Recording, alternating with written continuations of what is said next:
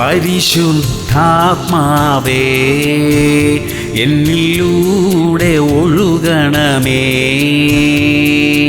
അഭിഷേകം പകരണമേ, ഇന്നീ സഭയിൽ നിറയണമേ.